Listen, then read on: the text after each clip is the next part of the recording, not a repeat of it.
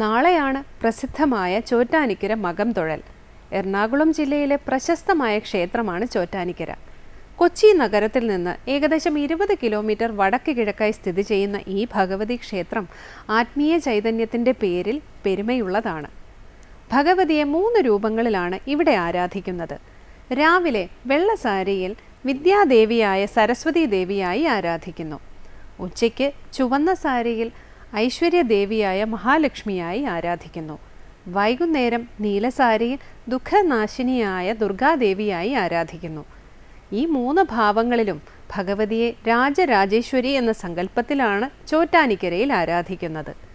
ക്ഷേത്രത്തിൽ മഹാവിഷ്ണുവിനും ലക്ഷ്മിക്കും പ്രത്യേകം ക്ഷേത്രങ്ങളുണ്ട്. ഭഗവാൻ ശ്രീ പരമേശ്വരനായി സമർപ്പിതമായ ഒരു പുരാതന ക്ഷേത്രവും ഇവിടെയുണ്ട്. പൂഴിക്കാവ് ക്ഷേത്രം എന്ന പേരിലാണ് ആ ക്ഷേത്രം അറിയപ്പെടുന്നത്.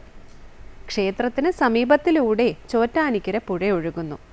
മഹാലക്ഷ്മി വിഷ്ണു സമേതയായി ആദ്യം പ്രത്യക്ഷപ്പെട്ട ക്ഷേത്രത്തിലെ പവിഴമല്ലിത്തറയിൽ പ്രാർത്ഥിച്ചാൽ ദാരിദ്ര്യവും മറ്റ് ദുഃഖങ്ങളും മാനസിക രോഗങ്ങളും അകന്ന് ഐശ്വര്യം വന്നു ചേരുമെന്നാണ് ഭക്തരുടെ വിശ്വാസം. ചോറ്റാനിക്കര ദേവീക്ഷേത്രത്തിലെ ഏറ്റവും പ്രധാന ദിവസമാണ് കുംഭത്തിലെ മകം. സ്ത്രീകളാണ് ഏറ്റവും കൂടുതലായി മകം തൊഴാൻ എത്തുന്നത്. പരമഭക്തനായ വില്വമംഗലം സ്വാമിയാർക്ക് വിശ്വരൂപ ദർശനം നൽകിയതുപോലെ മകം നാളിൽ സർവസ്വവും അർപ്പിക്കുന്ന ഭക്തർക്ക് അമ്മ വിശ്വരൂപ ദർശനം നൽകുമെന്നാണ് വിശ്വാസം.